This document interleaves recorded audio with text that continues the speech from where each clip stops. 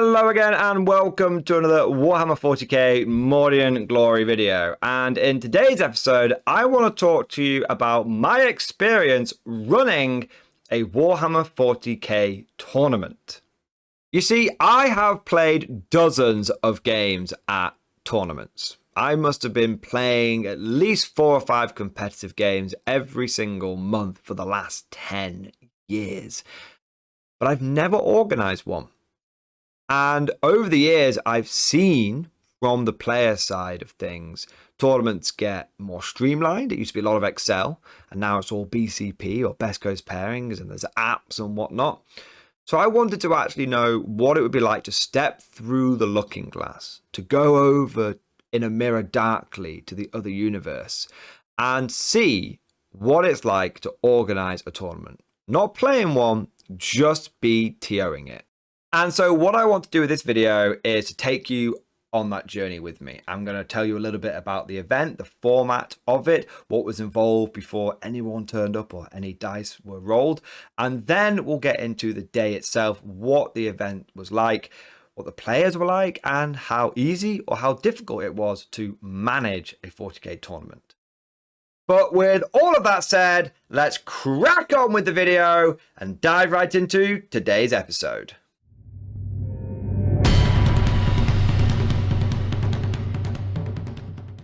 Now, full disclaimer, this isn't actually the first event that I've ever run before. I've organised several bolt action tournaments in the past. However, I know it's kind of obvious, but bolt action isn't 40k. It's a different meta, it's a different game, different system, different crowd, different people, different vibe. Also, all of those events were essentially pseudo-team events, where people were either on the Axis team or the Allies team, and I used to make sure manually that they were paired up into each other. So you'd always have Germans versus Americans, or always Axis versus Allies, essentially. That's because bot action, I personally feel, plays better when you've got the two roughly opposing sides, Axis and Allies, playing against each other in the game. It just feels a bit smoother, feels a bit more natural, feels a bit more balanced. That was a lot of manual levers though. A lot of Excel sheets and pairing people up, and if someone dropped, I'd have to manually resort to all. Very, very old school. I've also run a big apocalypse event. That was fairly recently, and if you want to see the video that I made on that 44 players, 300,000 points, then I'll make sure to link it at the end of this one. But again, that was essentially a big team day. I had the Heretic team, I had the Imperium team, there were 4 tables, there were team captains. It was very much like just a big battle. There were no rounds or anything like that. So this is the first time that I've run what I would call a pure, straightforward, basic Warhammer 40k tournament. So with that in mind, let me tell you a little bit about the kind of event that I ended up organizing. It was your quintessential, typical local RTT. There were 3 rounds on one day. It was held in a local event. It was advertised via their website. I pushed it out a little bit into a few Facebook groups that I'm part of, but it very much kind of was just, here are the tickets. If you're free, come along. That was it. I didn't even really push it on my channel or anything like that. I wanted just to see what it is like for a TO to just organize an event and via the normal social media channels that everyone has access to, just see how popular it would be. Now there was space for 22 people and we sold 20 tickets. So we pretty much sold out, and I didn't even use any kind of channel advertising. I think I put one little thing in the Discord saying, oh, if you're free, come down, but that was about it.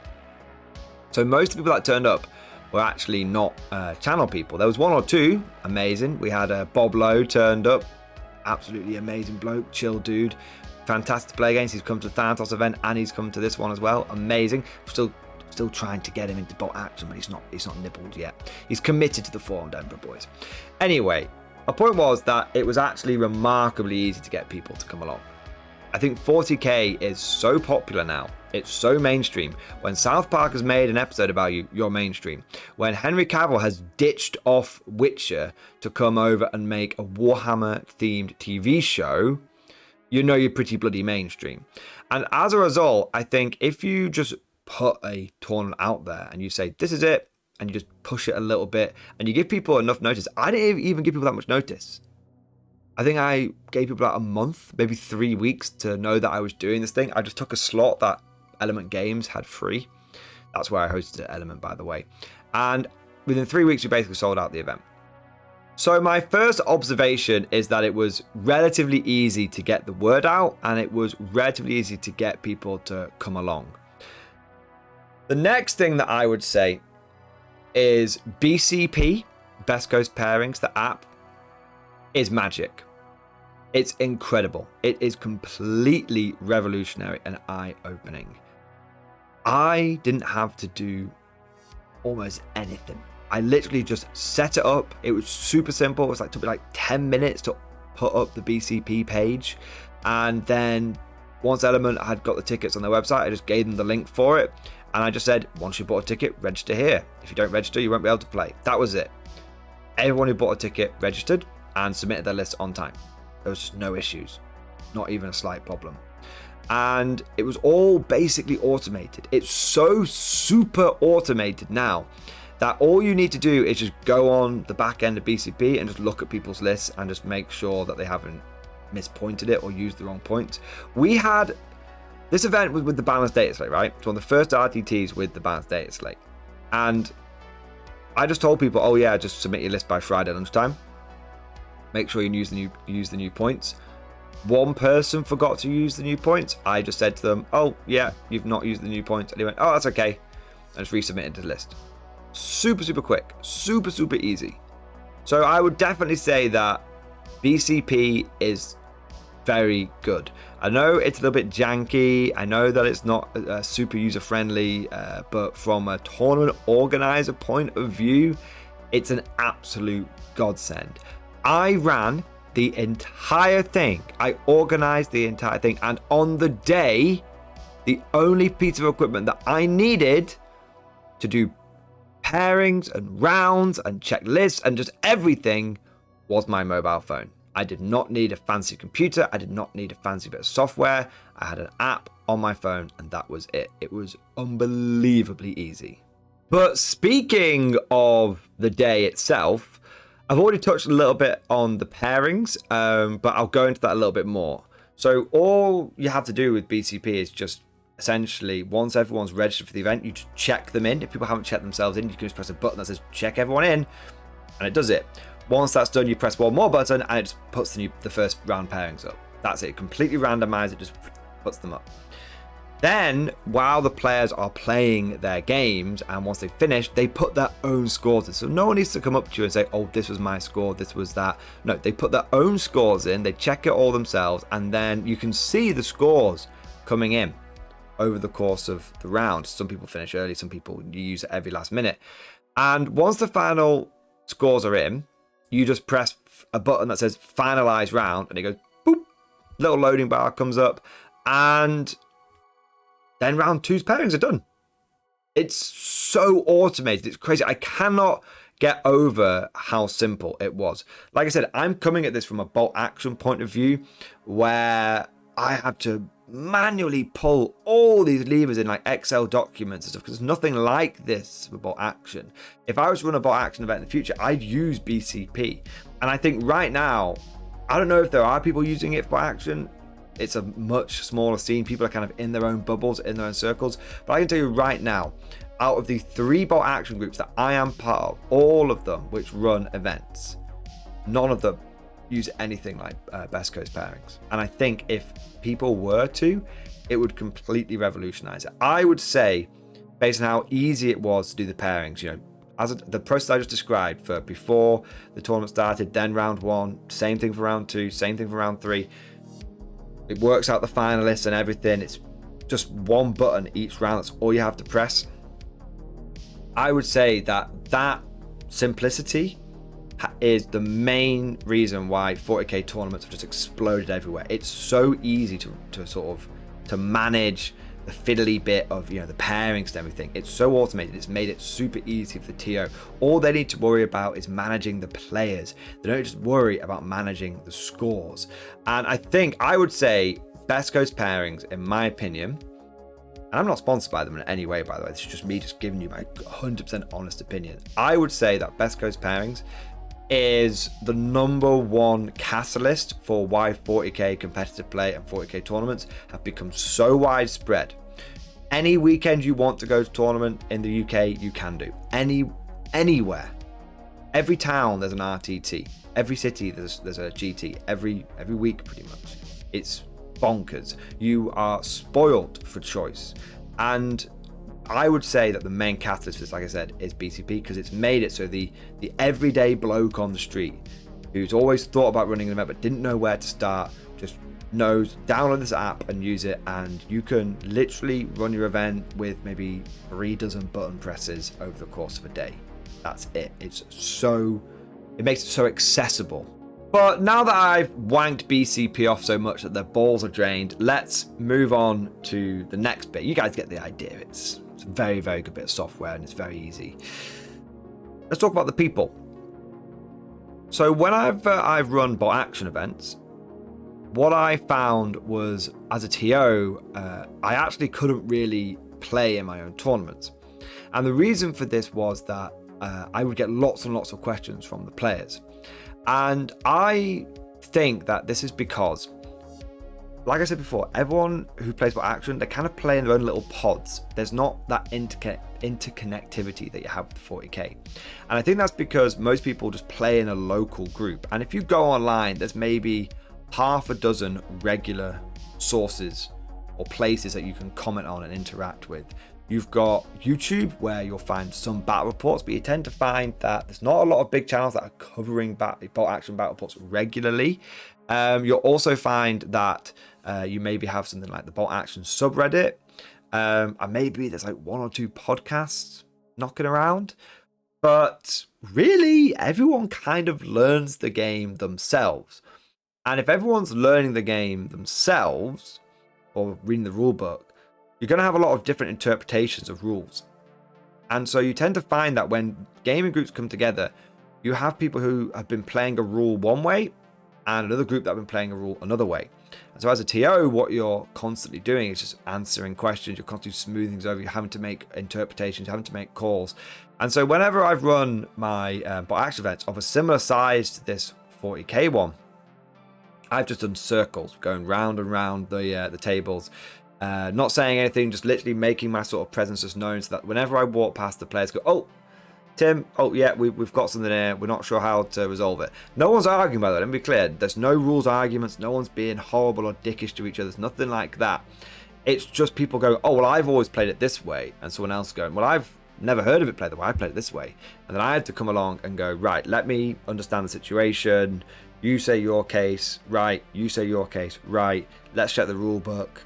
Can't find anything in the rule book," or "Oh, found it in the rule book, brilliant, there it is. Can't find the rule book, right, I'm going to make a call." And I've found, like when I've run like 16 to 20 man bot action events, that my day is just constantly busy. And I used to actually play in my bot action tournaments, and now I don't, because I was playing games against someone else and I was just constantly getting pulled away from the table. It was kind of a crappy experience for them, for the person that's playing against me that round as the TO. But also it means that I'm under a lot more stress, because I'm trying to finish my game quickly so that I can go back and help with other people at the event. So bot action events had involved a lot of questions, a lot of rules interpretations, and so I couldn't really play. 40k, none of that exists. It's insane. You think there's going to be this big whole thing about like rules as intended versus rules written? No. I must have got, over the course of that event, maybe a dozen questions. Whether that's rules questions, whether that's just me needing to make a call on something. And it was very simple, very easy. And it was pretty much coming from the same. There was just like, we had like 1 or 2 people who had never played 40k before, who just come along, and they were basically asking the majority of the questions. But out of all the veteran players, I had no problems. And whenever a veteran player got paired up with a new player, they would just help them through it. There was this very natural relationship where it was almost like the apprentice and the master, and the new player would easily identify the veteran as a veteran and be like, "Oh, okay, so how does this work? And the veteran player was always really nice. It was like, okay, it works like this. You can do X, Y, and Z. Now, I obviously made sure that no one was taking advantage of any new players. And so for the first round, I was walking around pretty much constantly, doing my bot action thing. And then I realized I'm literally just, my legs are just getting tired for no reason. Because I've had, I think, 3 rules questions the whole of round 1. And everything else has been fine. And all the players have been really nice to each other. And the veterans are helping out the new players without me having to say anything. And it's really good.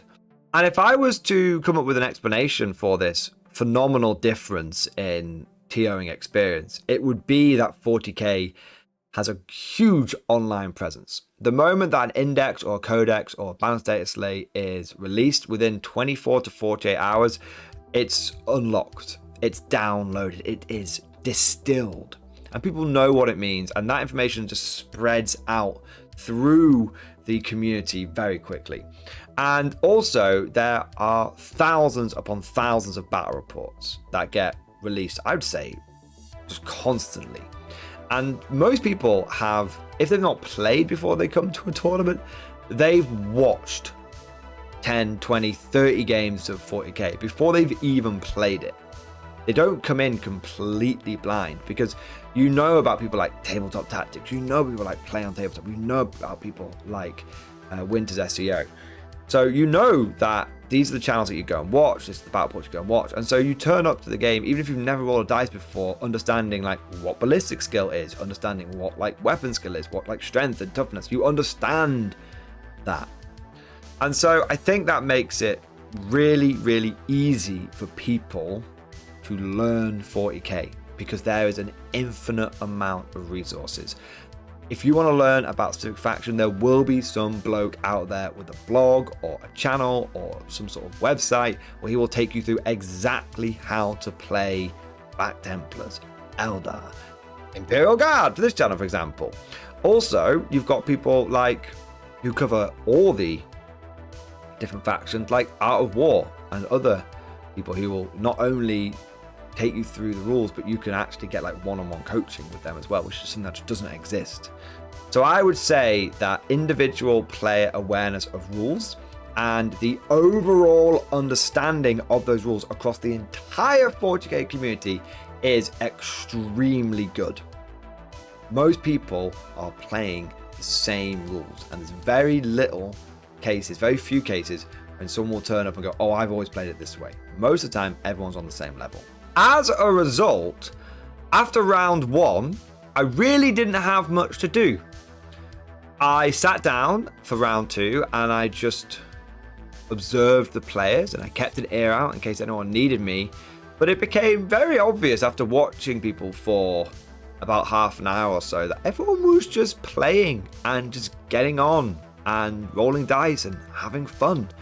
And actually, me wandering around and talking to people was actually kind of bothering them. They just wanted to crack on with the games. They knew what they were doing. Even people that hadn't been before knew that the next rounds of pairings were going to be on BCP. So I didn't really need to answer any questions. Occasionally, someone would get me to come over and make a ruling. But like I said, it was maybe a dozen over the course of the day after round 1.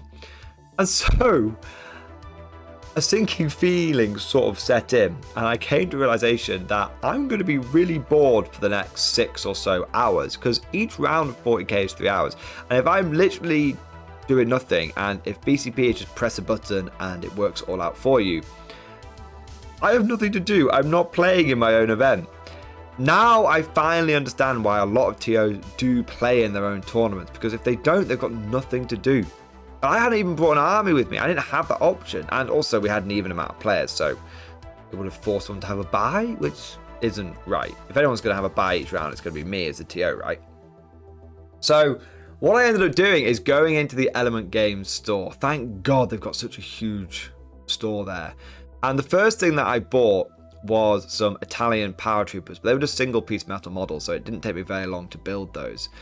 And I sort of realized that, oh my God, I still need something to do. So I went into the Element Games store again, and I bought a huge Soviet starter army. This thing's got like 100 models in it, and you've got to like build them all. They're all multi-part plastic. And I literally spent the rest of my day as the TO wandering around once or twice around, 2 or 3 times around realistically, every hour, reminding people of times and, you know, and all this kind of stuff. And then I spent the rest of the time building bolt action models and chatting with people who finished early. Because sometimes people would finish early, they just come out. I had to have like a spare table set up, and they just come over and talk to me. And I'd like build a bit, and I'd show them the models if they wanted, if they were interested. And it was actually really chill, and it was really cool. And what I actually found was by not wandering around as much, people could just concentrate and get with the games. And secondly, if people finished early, because I was sat down on a big table, there was like a designated like hangout, unofficial, but like designated like hangout and chill zone if you finish your game early. Because I was just sat there. And so by the end of sort of round 2, we had probably like half the people who had finished their games early just chatting on this table and having a look at some models and just talking about 40k and stuff like that. And it was really, really nice. But the main takeaway is I really didn't have a lot to do. And if I was to do another 40k tournament, even a big one, I would definitely just take some models with me so that I could have them to build and paint over the course of the tournament. But after all of the games were played and all of the rounds were finished, and I'd made a significant dent in my Soviet starter army, we got to the final placings. And once round 3 was done, I finalized the round, and because I told BCP it was just a 3-round event, it automatically worked out who had come first, second, third, and so on and so forth. And so I want to say congratulations to the top 3 players. We had Marcus Hinson come in first with Imperial Knights, and we had Andy QC come in second with Necrons, both those players going undefeated. And then we had Sebastian Long, who came in third with Eldari, who lost his first game but won his second too. So congratulations to all those players, absolutely smashed it. Really, really good effort as well. But what I want to do is just take a moment to comment on what the new meta feels like, because I was able to spend a lot of time observing players and observing how factions were playing and how things were rolling out, and it felt like Eldar was still really, really good, but none of the Eldar players went undefeated. They all lost at least one game. And so what I feel might have happened to the Eldar is they're still really good, but they've kind of become a little bit of a mid-board menace. You'll still have people that will take them all the way to GTs and maybe even all the way in Super Mages. But for the average Eldar on the street, what you're going to find is you're going to probably lose a game at a GT or at an RTT. But once you've kind of lost that game, you're going to be kicked a little bit down the rankings, and therefore you're probably going to end up just being a bit of a scourge of the mid boards, because I think they're still more powerful than 90% of other factions, and those factions are going to struggle into them. But now there are some other players that can go for the top slot, such as Necrons, who I was very impressed by what they were able to do over the course of the day. But there are also some really big losers from the data slate as well. The Custodes struggled, with one of their players coming 5th, but one of them coming 12th. And considering that after drops and stuff have been taken into account, there were about 14 players that were playing every single round. That's not ideal, to say the least. We had World Eaters, which sort of bimbled around the 11th and 9th mark, and then Death Watch and GSC, both factions which previously have been slated as contenders to Eldar. They came in the last and second to last place, which is unfortunate because I think Deathwatch and GSC are both really cool armies, but it seems like maybe they've had their legs swept out from underneath them. What was cool was to see that Grey Knights came bang in the middle in 8th, managing to win one of their games and scoring well in all of their games, but just not quite being able to outscore in 2 of them. And Demons, I want to say a special shout out to Charles Gould, who actually made it to the top table at round 3 and kind of got a little bit screwed over by the mission and whatnot. And we'll get into some of the quirks of the event, some sort of little bits at the end. But he went 100 and then 95, then his last game went 38. Just couldn't quite beat the Knights for the gold. So Demons are doing really, really well. So big winners, I would say, are things like Necrons and Demons. big losers seem to be things like Custodes, Deathwatch, and GSC, and everyone else kind of seems to have gone up a bit, but maybe has stayed relatively in a similar position because everyone's moved around a little bit. The top's moved, the bottom's moved, and the middle people are still in the middle. Now, up until this point, I've talked about, I would say, the general aspects of running a 40k tournament. But what I want to do is bring together a few other little bits of accoutrement. Some of the twists, some of the quirks of running an event, and one of the negative things that I've noticed both as a player and now I've seen it as a TO as well. So we'll start off with the bad bit, and then we'll work our way up to the top in the good bit. So the bad bit is, you may have noticed that I said I sold 20 tickets, but only 14 people actually played. We had 6 people drop. Now, 3 of those dropped fairly well in advance, but half of those dropped the day before. And I've noticed this a lot with 40k tournaments. Because there's so many of them out there, there's no longer this sense of missing out. It used to be back in the day, if you missed a 40k tournament, you might not get to go to another one for 3, maybe even 6 months. I'm talking back in sort of 5th, 6th, 7th edition. But now, because there's one every weekend, if you miss one, if you miss one on a Saturday, you can probably still go to one last minute on a Sunday. If you miss one weekend, you can just go one the next weekend. And so I feel like there's a lot more people that are signing up to events, and there are a lot more people who are dropping from them. The good news is that West Coast pairings makes it super easy to swap people around, redo pairings, and sort it all out. But it's kind of telling that that part of the app, the whole like pairing thing and being able to resolve these difficult situations when someone does drop, is the most streamlined and most smooth part of the whole experience, because clearly a little bit of a problem is they've had to get that bit of the app right.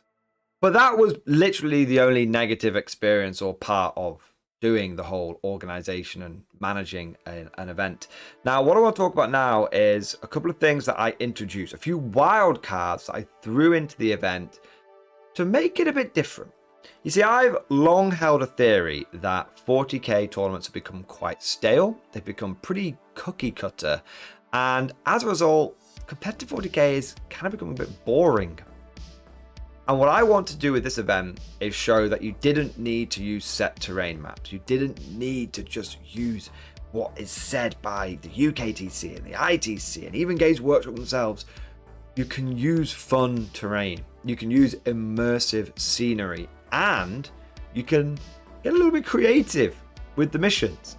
So what I did for terrain was I didn't use any perspex spaces. I didn't use anything like that, or no L-shaped ruins. I just used the Element Games regular ass 40k terrain. All the cool, quirky 40k ruins of all odds, shapes and sizes. I had some of the old like bastions, some of the old fire strike fortresses. It was all 40k terrain. Lots of pipes, lots of bits of Necromunda. It's all 40k, but none of it had a base. There's no perspex sheets or anything like that. And so what I did is I just made the boards super dense. I made sure there was lots of ruins in potential deployment zones, and then I just filled all the other bits basically with bits of battlefield debris, bits of forest, so that at no point was there a firing lane where you could shoot from one side of the map without going over cover, without someone benefiting from cover. But the boards were relatively open. There was always enough ruin space where you could hide 2 or 3 of your most important assets of your army. And I checked constantly throughout the day with the players, like, how you find the terrain? Are you on a new board? How did you compare it to the last one? And everyone said, you know what? It was actually really fun using the terrain. Even the top competitive players, and there were 2 or 3 real cutthroat guys there, all of them said the terrain wasn't a problem. Maybe in 1 or 2 places it was a bit too dense. That did make movement a little bit tricky. But in terms of it being a shooting gallery, in terms of there being any issues with shooting armies dominating, that wasn't an issue even slightly. Because everyone had cover pretty much all of the time. Or you could be hidden. But most of the time you could be seen, but at least the AP was being reduced quite a lot. Because not many people brought Ignore's cover. which is interesting because a lot of people aren't used to having to. Because either you can see people or you can't in this ruined world that we live in. So the terrain was very different, but it was fun, it was exciting, and it was actually the thing I got the most compliments over was, wow, this is different. I'm having to think. I had an Eldar player, he's called Chris, and I actually know him. I used to play down at the same club as him, the Warlord Club. And he's a good friend of mine, and we chatted a little bit, and he was running Eldar, and he said, this terrain is excellent as Eldar. And I went, oh, what do you mean? Like, you're able to abuse it? And he went, no. He said, I've played 6 games of 40k before turning up here, and on the usual terrain, and he said, I was on autopilot for every single game. He said, I didn't need to think. It was just the same terrain as 9th edition. I've played shitloads of 9th edition, so I just went through the motions, and I was just beating people. He said, didn't lose a game. He said, I've come here, and I'm sweating every game. My movement matters. I can't just jump, shoot, jump. I can't mess around. I can't just do whatever I want. If I move something out, sure, I've got a little bit of protection, but I'm actually feeling that Eldar fragility. But there is enough where if I really need to hide something, I can do. But he said I can't hide everything. And he said, honestly, that it was very, very interesting and most enjoyable. So I'm really happy that I got that feedback. Chris is a tournament player as well. He plays at Warlord, which is a very, very cutthroat club. So I'm really happy that I had a lot of people from the noobiest noobs all the way up to the really experienced tournament guys who said terrain wasn't a problem. It was definitely different. It was definitely interesting, and it did make it more fun. I had one person say to me, I actually had to give a shit about rolling for deployment zone. And that was when I knew I'd like, yes, that's good. Now, the reason I wanted to do the terrain this way, and I know a lot of people are going to be rolling their eyes and raising their eyebrows and probably dismissing this entire event because I didn't use the approved terrain format. I wanted to prove a point with this. You don't need to have boring ass terrain to have a balanced, fun game. I had all the people agree that the people that were probably going to do well still did well, and it came down to player skill. And the people that were a bit new and a bit more just into having fun, they still came where they probably were going to come. So a terrain that I ran had no impact on who came first, who came second, who came third, nothing like that. It just meant people had to think, they had to switch their brains on, they had to improvise, adapt, overcome. And it meant that there was more engagement, and it was more interesting, and it felt fresh. And for me, that was a huge win. And the other quirky thing that I did is I didn't have set missions. I literally, every turn, pulled the primary mission, pulled the deployment, and pulled the twist, the mission rule. Completely randomized and shuffled each time. The only thing being that I was advised by pretty much everyone there to take out servo skulls, because apparently it's awful, and to take out the twist of chosen battlefield, because apparently that someone gets to place 3 objectives, someone gets to place 2. So I took those 2 out, and I took Chilling Rain out because that's boring. And the rest of them were in there. And it was so good because I went, right guys, we're pulling the next mission, and everyone came around. They were like, whoa, there was like people like banging on the table, like, whoa, like pulled the first card out, and it was like, oh, vital ground, oh, that one's okay. And then we'd like pull out the deployment zone, and it was like, ooh, that's an interesting one. That's like Pointy Dawn of War. And then it was like pull out the next card, and it was like deploy scramblers, and you've got like the demon player and the grey knight player being like, no, it was really cool. But no one had any problems. And if there was ever like something that came up, and I was advised by the majority of people like that doesn't work, what we'd do is we'd pull another card, and then we'd roll like a d6, and then 1 to 3 it would be the first twist, 4, 5, 6 would be like the second twist, and no one had any issues with it. And again, it created a lot more like engagement. And so if I would refine the system. What I would say is every single time I was going to do the mission, the twist, and the deployment, what I would do is I would pull 2 cards and do that d6 system to work out which one it was going to be for each part of it. So draw 2 prime mission cards, roll a d6. On a 1 to 3 it's the first one, on a 1 to 3 it's the second one. Do the same for the deployment, do the same twist, because that way, if you do get maybe a bit of a spicy concoction, there's a chance that people aren't getting screwed over by it, and there's a bit of balancing with the extra level of randomization into it.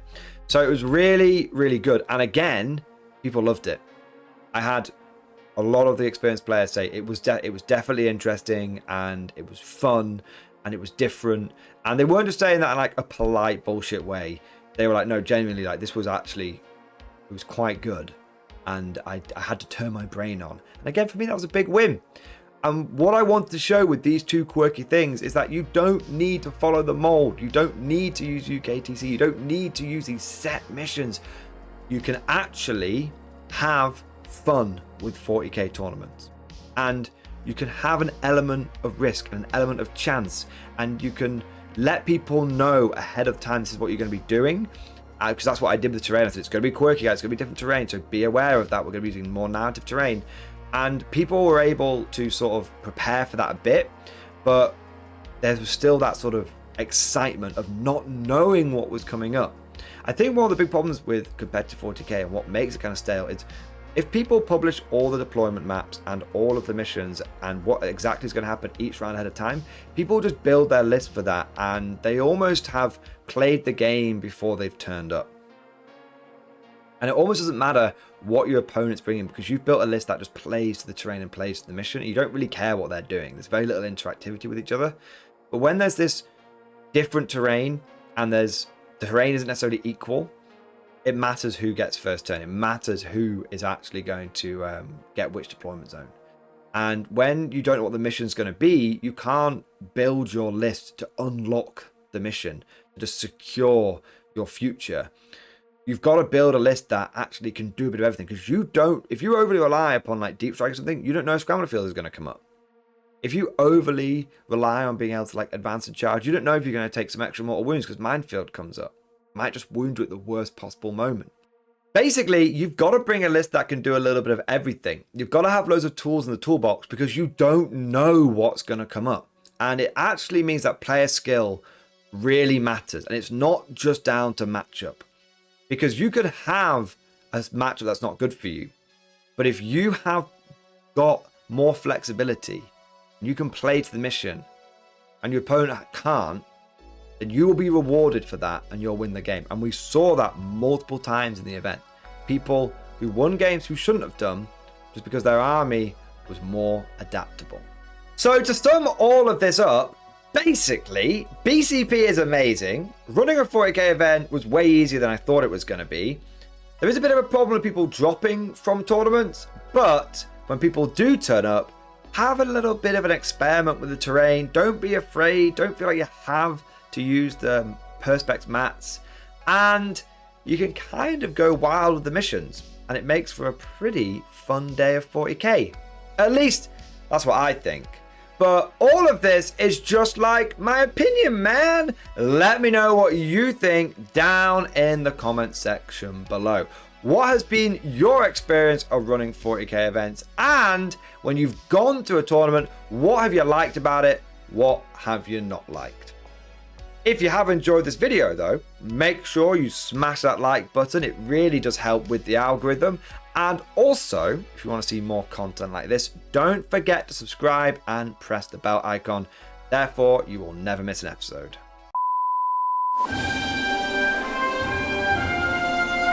Would you like to know more? If so, then please consider becoming a channel member or patron.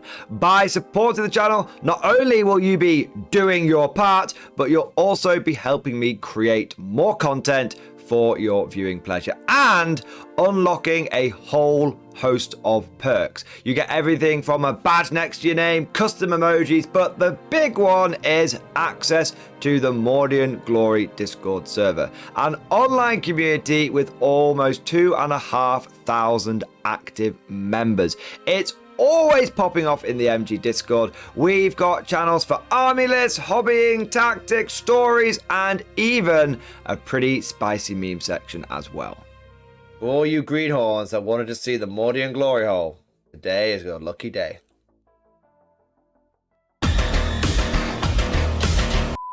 And joking aside, I do want to say a massive thank you to all of the current channel members and patrons. You guys are amazing. Truly the lifeblood of the channel. I could not do Mordian Glory full time without the incredible and generous support of my members. So thank you guys so much.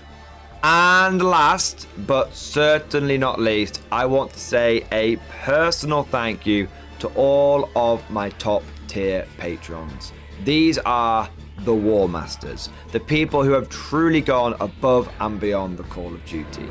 So a massive thank you to Bonbonvert, Ken Starr, Mark Panconi, RJ Scorpion, Swordfish Trombone, John Stubbs, Nick Walsh, Diesel Fox, and August Varney.